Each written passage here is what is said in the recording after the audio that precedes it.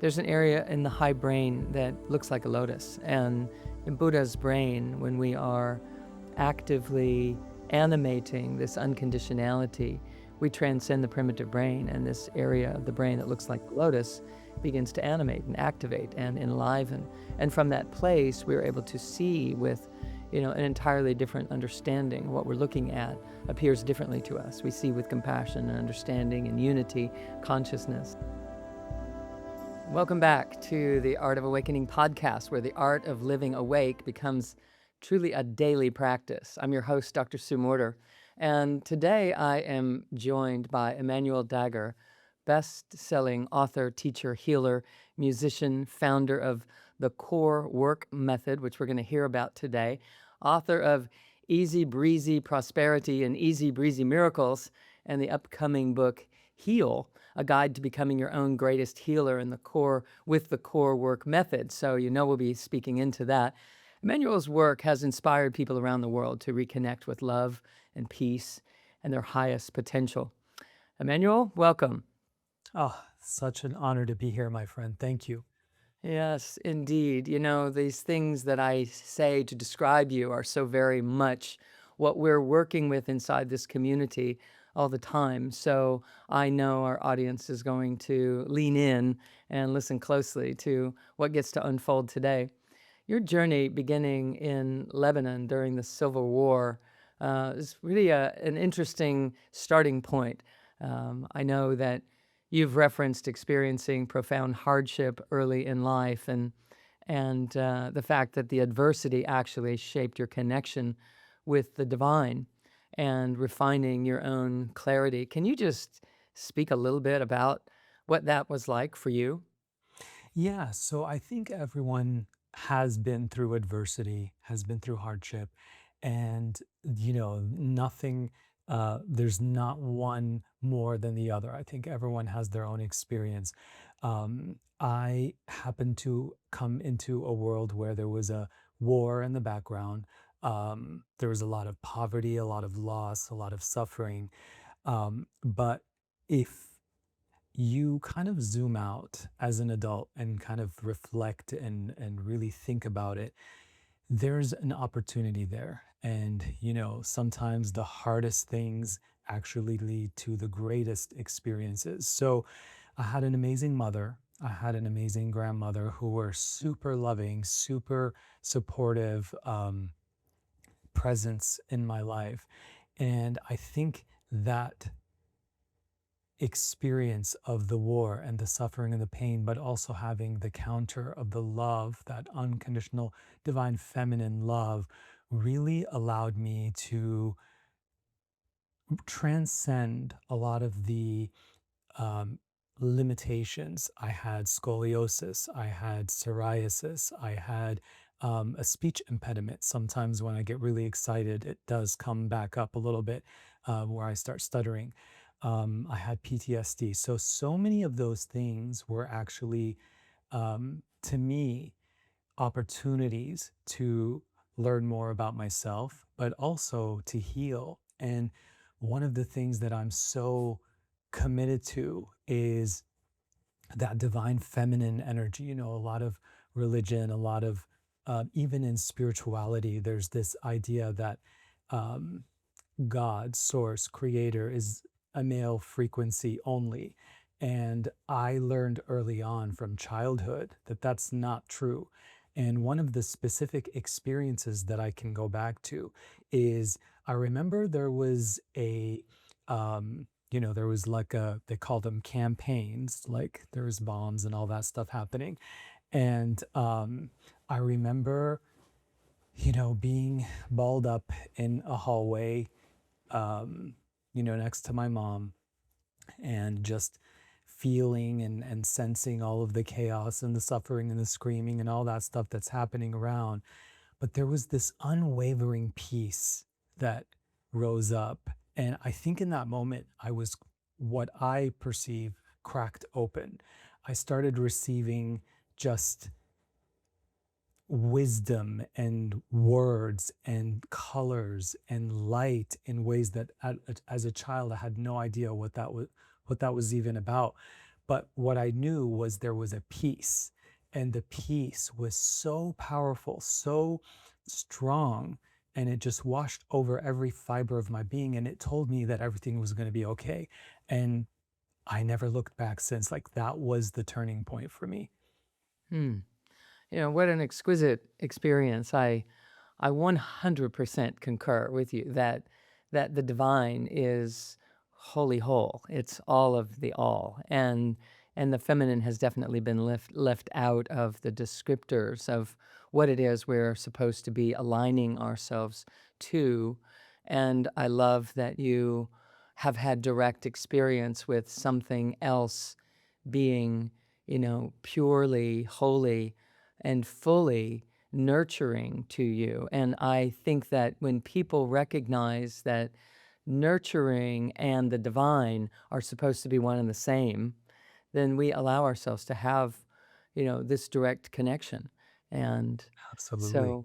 so how did it come to be that you began to translate these words and these colors and these experiences, these felt senses that you were having that weren't coming from the intellect, but Hmm. were coming from this deep, pure space of loving and being loved? How Yes. did you begin to organize that? Thank you so much for that question. I remember there was a ceasefire, and I think I couldn't have been more than 7 or 8.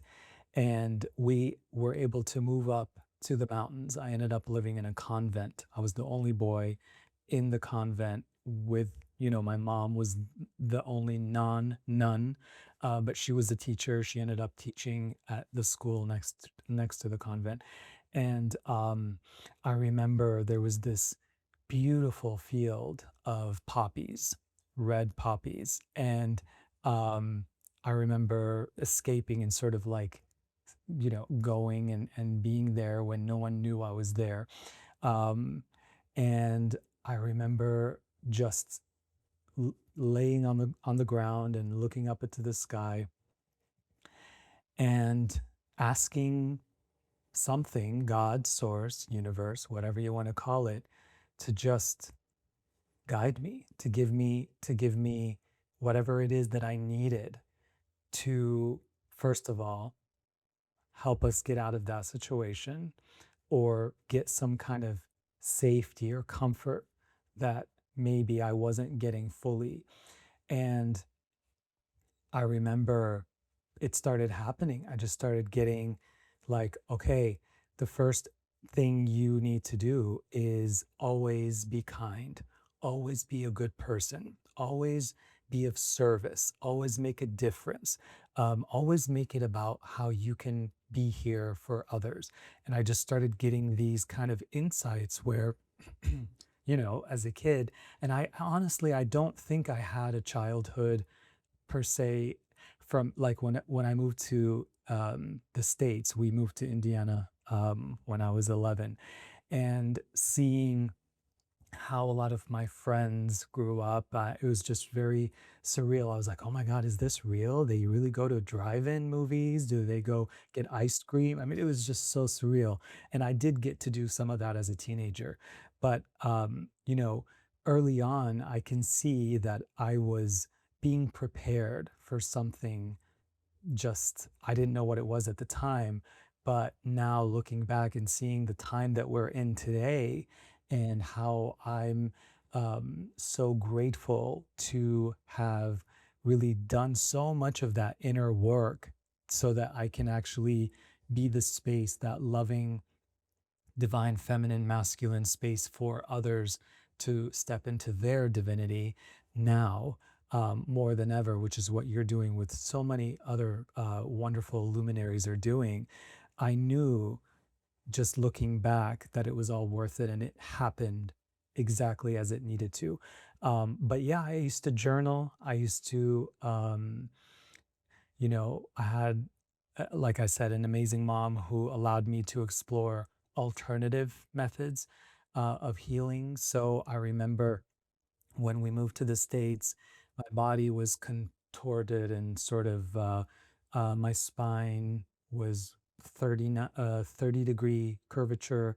and we were going to Western medicine and doctors, and they at the time were like, you need to have surgery, you need to, you're going to have to put a metal rod in your spine and all those things. Obviously now that's advanced, but um I actually didn't feel that that was in resonance for me. So my mom really allowed me to go get acupuncture and yoga, and we did a lot of reading and meditating and all these wonderful alternative methods that actually healed my spine and so many other things, but allowing me to be a reference point, have such an ironclad knowing, like there is not one seed of doubt inside of me. And I knew I had to suffer. I knew I had to go through, although I wouldn't recommend it, right? But I knew that I had to go through all of that so I can have that strong, almost like I'm my own guinea pig. Like, okay, you were able to overcome this. Now you can create the space, the knowing, the understanding that others can do the same. Mhm. Gorgeous. Okay, so this is so funny because I too healed the scoliosis when these openings started happening with me, Wow. and the curvature was similar and is completely revealed with internal methodologies where, through meditation and breath work and yoga, and learning how to come deep inside my own core and live from this place no matter what.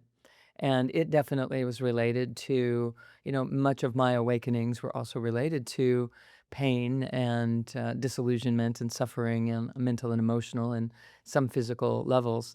Um, Let me just ask, everyone is here being prepared for something. What would you describe that something to be that you knew that you were being prepared for? I certainly have known that every single thing in my life has led me to this place of having the clarity and the purpose and the passion that I have today. Two questions. One, what is it that you think everyone is being prepared for? Because I'm Hmm. sure that our listeners would love to hear that, like to think about, what am I being prepared for? And Hmm. then also, we know that suffering does contribute to that, but how do you feel about being able to truly transform ourselves or ascend our consciousness, to awaken to these things that we're being prepared for, without suffering? What's the role of suffering there? That is it a required ingredient? Mm. Beautiful, beautiful question. So what we are being prepared for is what we have always known, which is on a subconscious, conscious level, on a deep, deep awareness that we are whole, we are complete, we are emanations of source. We are source frequency. And even we are seeing so much science now really talking about it. I don't know if you saw that picture of the cell recently, the really, really high resolution picture, and it looked like a whole world, a whole universe in that cell, just one cell. And we have so many of them. And so we are source. We are that um, divinity in form. And what I think we're being prepared for is to collectively and individually remember that and to come home to ourself. And, I think a lot of those divine sages and the teachers like Jesus and Buddha and Kuan Yin and all those wonderful luminaries were able to hold space and gently move the needle in this direction more and more for all of us. But what they were showing us, and we know this very well, is that it's not them making it happen. It's all of us together. And they were just mirrors. They were reminding us of the perfection and the wholeness that's already within us. And the second part of the question, I really think what is happening now, especially the next generation and the next generation, I really think that it's becoming, um, they're, the word I'm going to say is they're becoming more embodied. It's like they're literally embodying the light much easier than maybe um, people from our generation and before and before. So what I would say is I think a lot of people who came before us, who struggled, who suffered, paved the way so that we don't have to. And I do truly, at my core, believe that suffering is not something that we have to um, lean into in order to come home to ourselves. Now, if we are suffering, we want to make sure that we're not judging ourselves for it, because there's also a whole school of thought, especially in, when I first got into more of the new age kind of spiritual community, there's a lot of bypassing. There's a lot of belief that the ego is evil and bad and we have to get rid of it. And I mean, it goes back to religious teachings. And from my experience, from my perspective, what that does, that push against yourself, is actually making that part of you not trust you. And it feels unsafe in your presence. And it starts to almost like um, revolt against you. So, from a very early on, I understood, because I had a wonderful grandmother and mother who were such embodiments of love, to be that loving presence for those parts of you. And this is really what the work that I am so passionate about, the core work and the healing work, is to create such a space within ourselves of deep compassion, deep love, even the parts of you that suffered, even the parts of you that were afraid, even the parts of you that were um, jealous or judgmental or comparing, whatever it is that maybe you had shame, you have, judgments. All of that needs to be loved by you unconditionally, like the most loving grandmother or grandfather, or like a wise oak tree, or whatever feels like a loving presence for you. And the more we cultivate that, I believe the easier it becomes to allow the mind or the ego to really soften into us, to support us the way that we are here to support it, to feel loved by us, to love us back. Just this harmony, this union. This is ultimately what my inner work all day, all the time, like a waking meditation, is to make peace and create such a loving space between me and the mind, so that it doesn't have to fight against me, but actually it works with me because it knows that I have its best interest at heart. Emmanuel, I feel like I'm talking to myself here. It's, it's pretty amazing. I'm sure that our audience is ear to ear smiles with me on this in this moment, because so many of the exact words that you are saying are part of a regular vernacular on this podcast in terms of, my come from, what my understanding is that we need to do to create union within, and how to embrace the parts of us that have been rejecting life, resistant to life, simply because we haven't been as familiar with those frequencies. And so, what a beautiful thing! It's so wonderful to connect with you. I've just one more question, and then I want to dive into your core work and your methodology uh, to to help bring these things together for everyone. You mentioned Jesus and Kuan Yin and these teachers and luminaries over across space and time for thousands and thousands and thousands of years, and that they have reflected to us not only a pathway and how to, live in our own divinity, and they've also invited us into doing the same, and said to us that you can do all this and more. And of myself I do nothing, and referencing that there's a direct connection to source, and that it's here for all of us. And so, if for thousands of years these teachings have been, and this is a very big part of my life's work, so I am totally right here with you in this conversation. And I also want to tell you that you're in a very safe space. This is a very warm audience to this conversation. Why do you think? And this might be putting you on the spot, but please just answer however you feel to.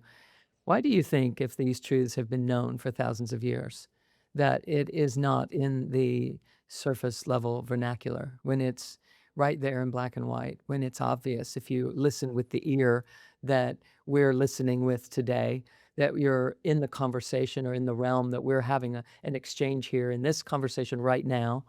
If people are drawn to this and the truth has been spoken, why do you think it hasn't been really surfaced and taught in these ways? Mm.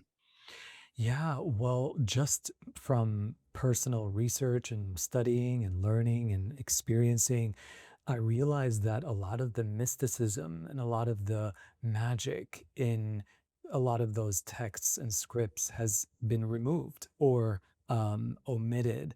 I know that even specifically, originally, Mary Magdalene was so woven into that whole story with Jesus, but then a lot of it was removed because, that feminine frequency was maybe too intimidating for the part of us that forgot ourself and wanted to experience itself as the forgotten masculine aspect of humanity. And I think what happened was over time, a lot of those texts, then people had their own opinions, and then they refined it a little bit, and then they adjusted it a little bit, and then eventually, what happened was almost like a control system. But I don't like to subscribe to the idea that we are powerless because obviously it's like we all unconsciously or consciously, or maybe our spirit knew that we were going to come into this situation so that we can learn our lessons and really come back to the divine remembrance of who we are. But what I would say is that's what's happening now. A lot of people, even though there's a lot of chaos, even though there's a lot of confusion happening, there's this, and I've known it to be true in my life, but even I'm seeing it in so many new people awakening. There's this idea that that whole hierarchy, the whole separation, the whole idea that there has to be a certain culture that's better than the other, that anything that promotes division is really being coming to the forefront to such a degree that people can't help but not look at it. And we're seeing it in governments, we're seeing it all over the place. So I think it's always been there.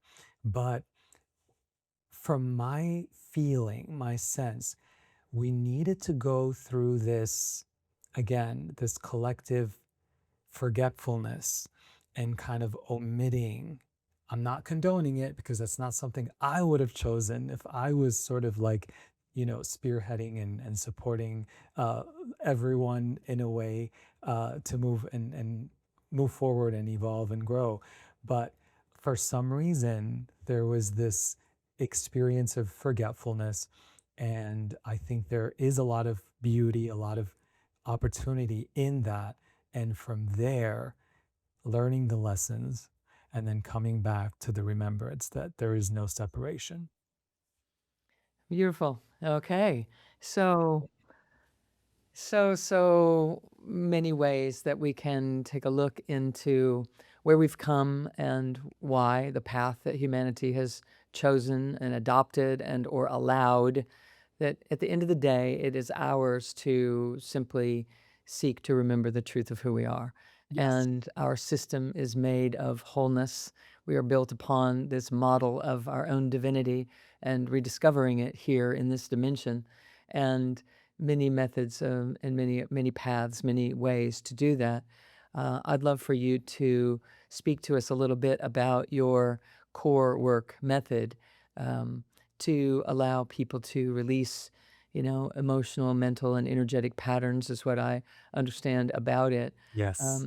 And so people that are feeling emotionally stuck, showing them how to move beyond fear and survival patterns and into, an equanimity within our emotional being that allows us to not have good emotions and bad emotions, but something else really unfolding here. So, Mm. what can you share with us about your method? Yes. Oh, amazing. And I'm just having a moment right now. So I'm just feeling so much love and gratitude for you and your audience and your community, for all that you have been just anchoring on the planet. So thank you for that. I'm just having a moment. I'll have that Okay. moment with you. Thank you, Y- and, Yeah. it's wonderful to commune. Listening to you, and I'm thinking, "Oh my gosh," I've spent my life, my adult life, having awakenings and openings to high vibrational frequencies, multi dimensions, other realities, and bringing that information back here and really sharing, and now I'm sitting across from you right now, and we're just, like, talking about it like it's, Friday, it's Tuesday, whatever. It's, "Hello, have some tea." And it's truly been a life project for me to to delve into these ideas and to bring them forth.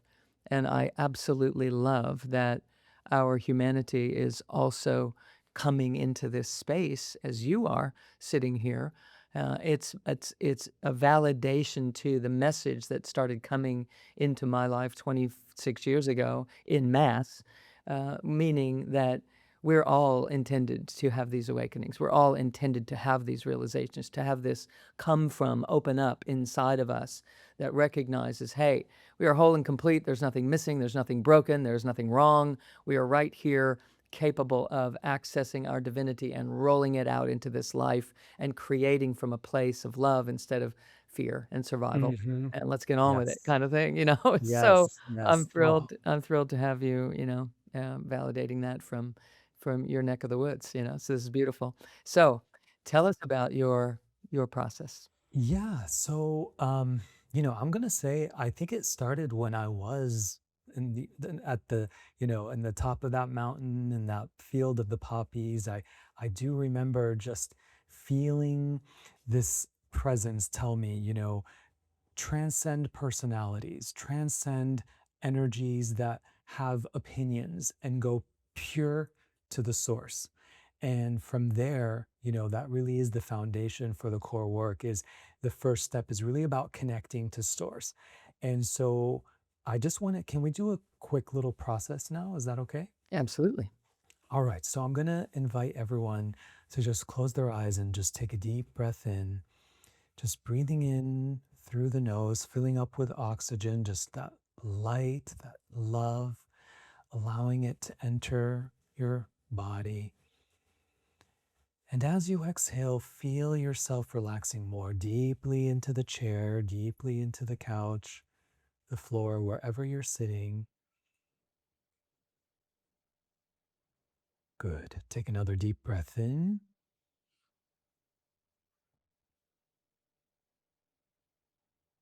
and release. Good. And one more deep breath in and release.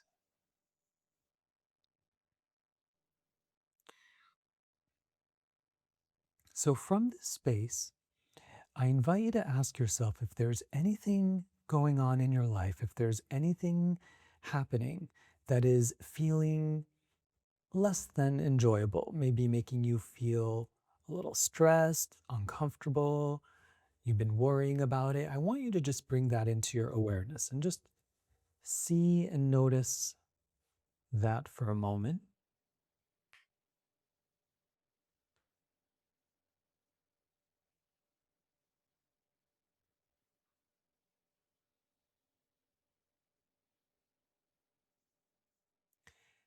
And so the next question I want you to ask yourself is how you feel about that experience or that thought or that thing that's causing you stress. How do you feel about it?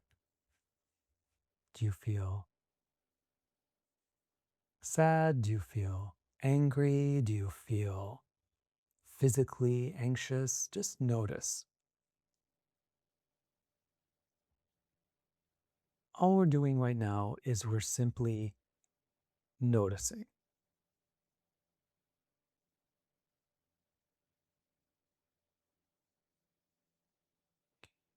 And once you see and notice that feeling, I invite you to ask yourself where in your body you are carrying or holding that frequency, that discomfort? Where are you carrying it? So, a lot of times for me, when I'm feeling a little anxious or stressed, I usually feel it in my stomach.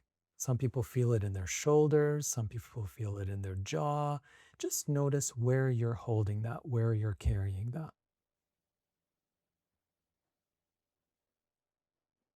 and just honor it exactly as it is. We're not trying to get rid of it, we're not trying to fix it. We're simply allowing ourselves to feel it. So once you pinpoint where that's being held in your body, let's just sink a little more deeply into that part of your body by feeling it. Feel it and breathe into it if you can.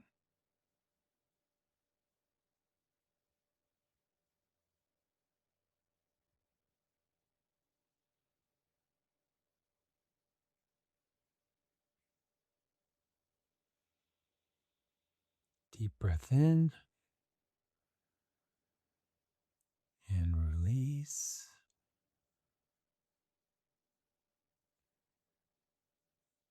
So now I'm going to invite you to see a golden white lotus in that part of your body. Open up its petals and release a massive light energy into that part of your body, almost like this flower was sleeping and all of a sudden it just woke up and it opened up, and all of the light is emanating from the petals, from the core of this golden white lotus.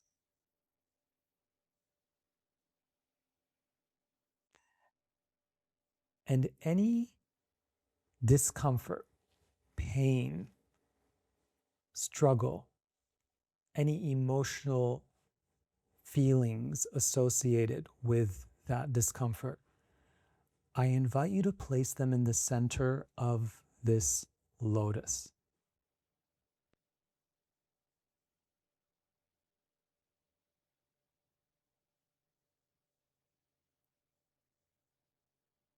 Seeing the light within the lotus, holding, loving, honoring all of that discomfort. It had a right to exist. It did nothing wrong. It was perfect as it was and is.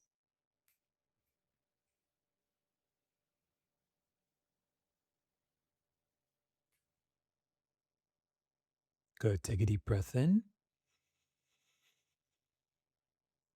and release.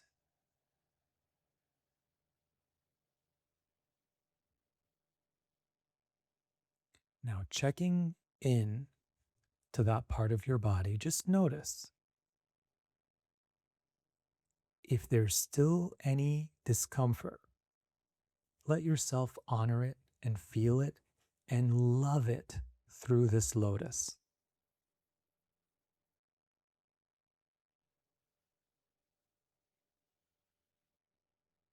And even if you're feeling a tiny little bit of a shift, if you're feeling a softening happening, if you're feeling peace, let's express deep gratitude to your body for speaking and communicating, letting you know that it is starting to feel seen by you.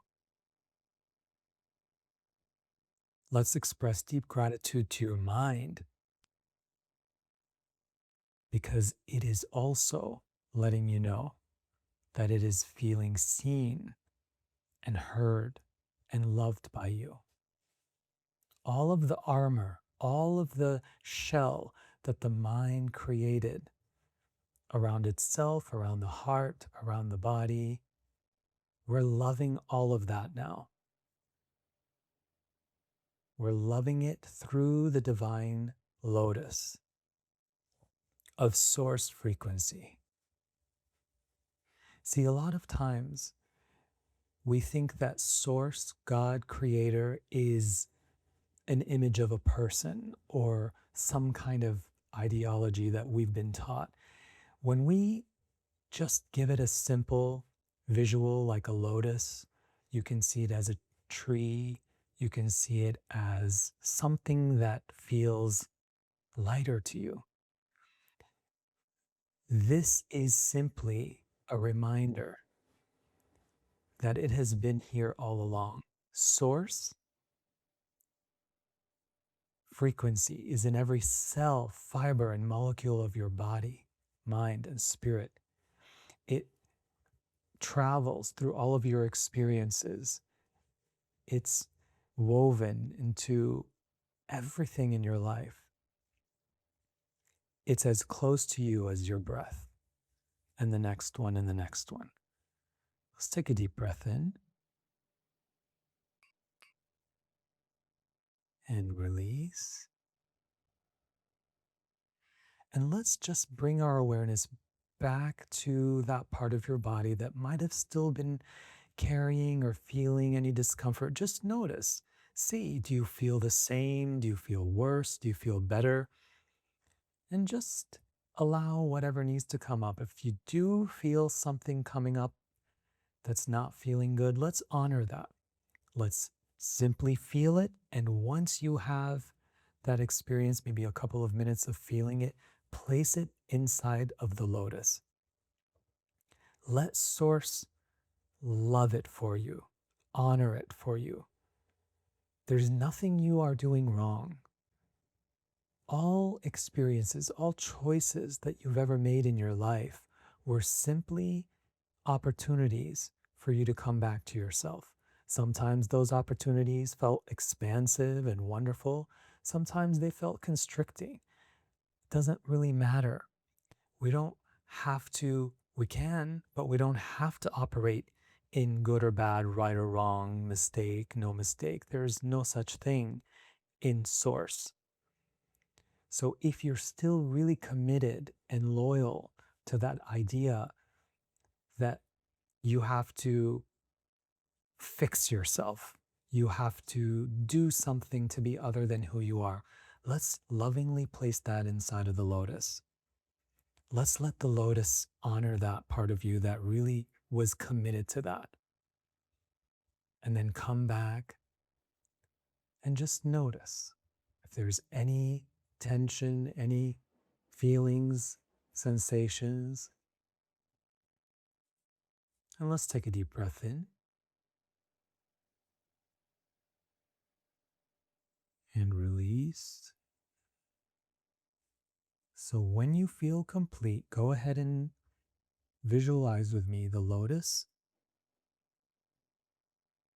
gently closing and settling into your heart, knowing that you can access this divine lotus at any time, any place, any dimension, anytime you are ready to be loved unconditionally, anytime you want to heal something. You simply connect with this part of you and place it inside of it. But remember, step one, asking yourself the question of what might be causing some kind of friction in your life. Step two is simply to allow yourself to know how you feel about it. Step three, where are you holding that in your body? Sit with that for as long as you need. Sometimes it takes a few minutes. Sometimes you have to come back to it several times, a few days, until it softens. Because underneath that is who you really are, which is the peace, the love, the ease. And then the final step is to place it inside of this lotus. And that just reminds you that you have never been separate than Source, Creator. It's always been here. You are the lotus. You have always been the lotus. Let's take a deep breath in and release. And if you want to anchor this, let's just imagine from the highest sky a golden white river of light, a waterfall of light pouring down, just washing all the cells, the molecules, every fiber of your being, from hair strand to tippy toe, and your auric field, your chakras, the chakras above your head, the ears, the hands, the feet. We're so grateful. And just opening your eyes and coming back into your body. And just check in. How are you feeling? Wonderful. Beautiful. That was a wonderful experience and the process for everyone to be experiencing. I'm sure they're, right along with you. Hopefully, you weren't driving down the road listening to our podcast, Yeah. and if so, you pulled over so that you can allow yourselves to really drop into this vibration of embracing and dissolving and enveloping, the energies that have not been embraced and integrated in our system. Emmanuel, what context do you see this lotus being in a scientific or even a psycho-spiritual perspective? What does the lotus represent? Mm. So to me, the lotus represents unconditional love. So you, again, you can see it maybe as a warm grandmother presence, or you can see it as an oak tree, or you can see it as just this non-judgmental, neutral, unwavering presence. And I've always resonated with the lotus because, it's in a lot of spiritual imagery that we see. You always see Buddha with the lotus. And this um, energy to me felt so loving, so um, alchemizing.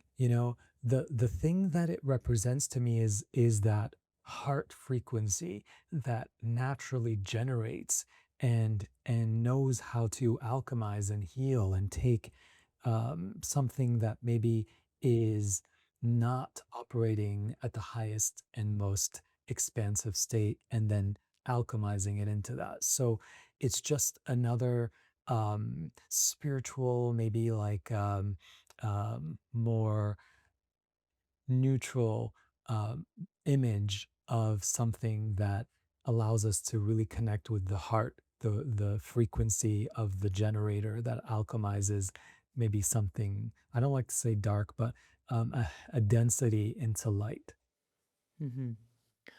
And, what is that relate first, I wanted to share that there's an area in the high brain that looks like a lotus, and in Buddha's brain, when we are actively animating this unconditionality, we transcend the primitive brain, and this area of the brain that looks like Mm. a lotus begins to animate and activate and enliven. And from that place, we're able to see with, an entirely different understanding. What we're looking at appears differently to us. We see with compassion and understanding and unity, consciousness, etc. And Wow, so that's why I ask about why you that's use so the imagery, interesting. and I think that's actually why spiritual texts refer to this lotus, that as the third eye is opening, we actually perceive this part of the brain, wide open, and as we really descend down into our humanity, we're not animating it as much, and I think that to keep the doorway open between our conscious and subconscious is Beautiful. really to live in this state um, more and more consistently, so that our reference becomes from this place of what everyone's feeling right now, that this is the truth of who you are. And when you operate in a way that feels differently than how you're feeling right now, then you're off course in allowing this whole lotus consciousness to be part of your vernacular, your life experience. So beautiful, beautiful. Thank you for bringing everyone through this experience. Um, when we speak about the advances of quantum science that are showing us that we are creator, that we're deciding if something is this or if it's that, if it's good or if it's bad. We're deciding if it's belongs in our world or it doesn't. through our disposition and our come from. Quantum science shows us that if we set up the equipment to test the tiniest particles in our physical world, to test if they are a particle or if they are a wave of energy, depending on the equipment that we're setting up and our intention of the experiment, they reveal to be exactly what we're looking for. So science is showing us that we're finding what we are looking for. And so if we're experiencing strain after strain and pain and struggle and suffering circumstance after suffering circumstance, there's something in our come from that is calling for that, that is truly intending somehow.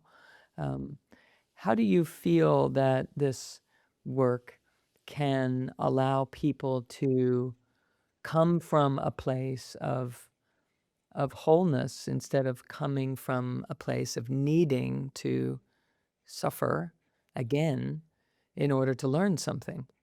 How do you feel that this is contributing into our creatorship, into our mastery, our Buddha consciousness, if you will? Mm.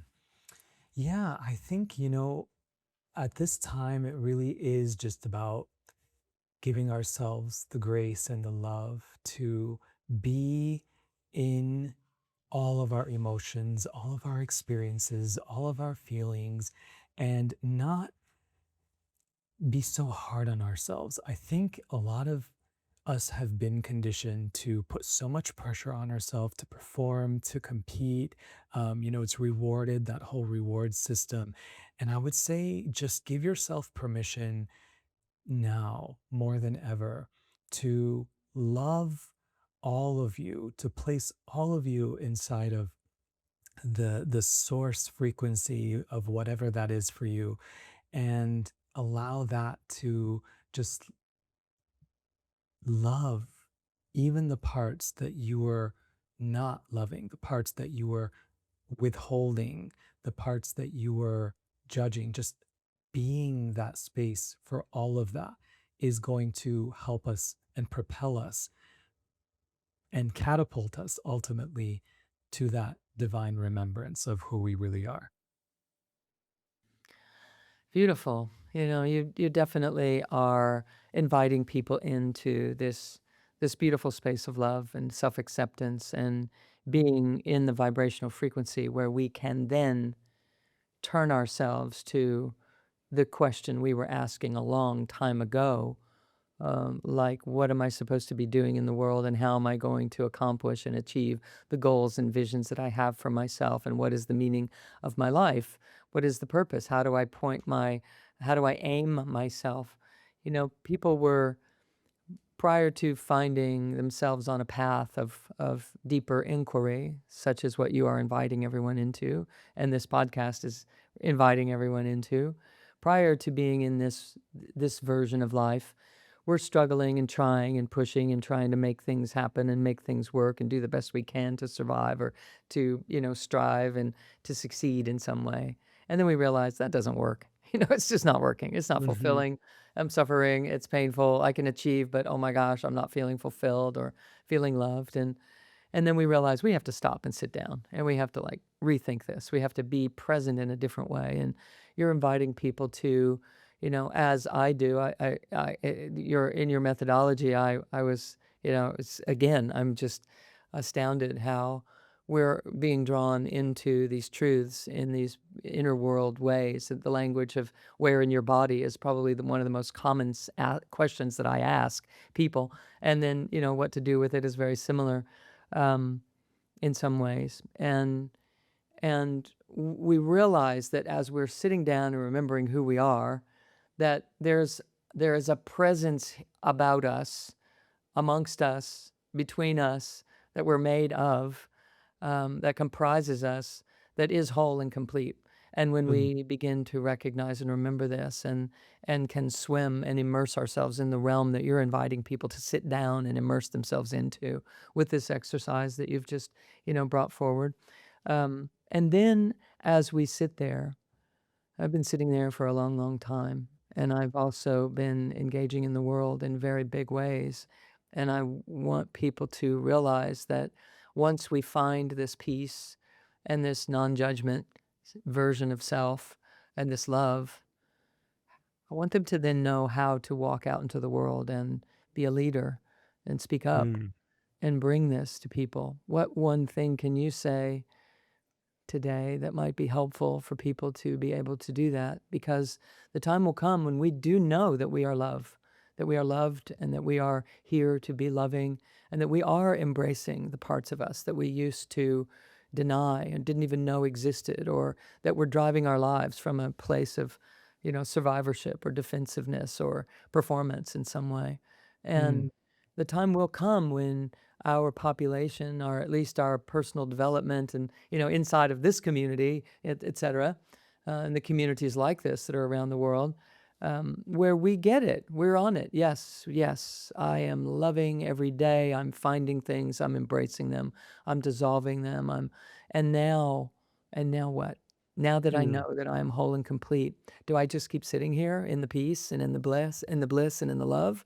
Or how might I also help others? Or, in what way might I walk and engage in the world toward the the visions that have always, been around, or the dreams that I have? How do I then take this new energy and manifest those things? Yeah. So, I think when we get to that space, the peace, you are now allowing your intuition to guide you. And when you're still enough, when you're present enough to hear and feel and actually allow your intuition to guide you, you will be guided to the exact person, place, experience that you are meant to. And whether that's, and again, I'm not somebody who necessarily, um, personally protests or does things like that with what's happening.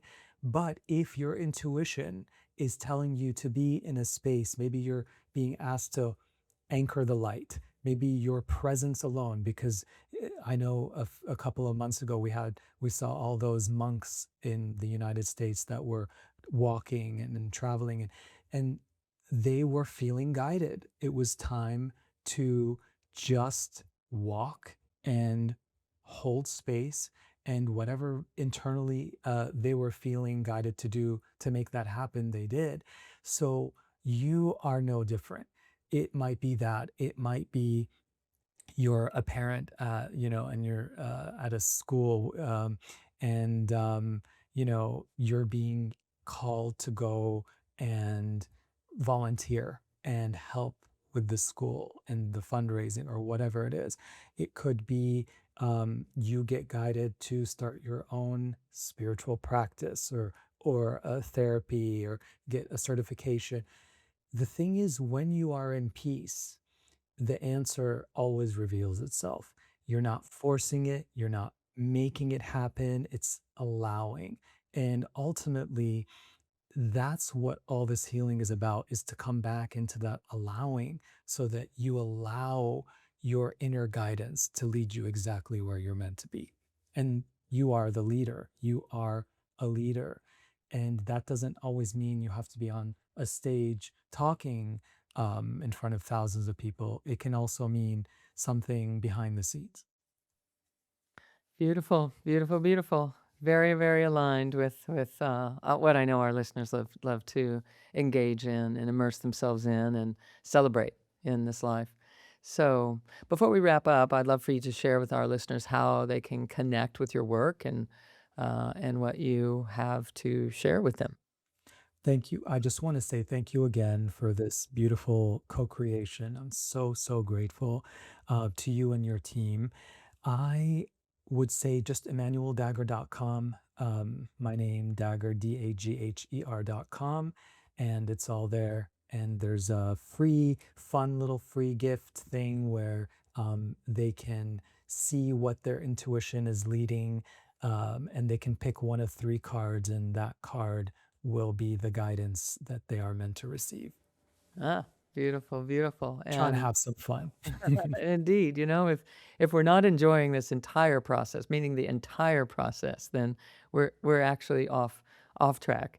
Because while it can be deep and rich and meaningful, and while it can be a little intimidating to find energies inside that we didn't know were there, and we're familiarizing ourselves with them, and learning how to align and integrate them into something more, there is a deep joy underneath all of this effort in the world. And the sooner we allow that joy to seep up into our efforts, the sooner we actually, are the quantum being and living the life we were designed to be living.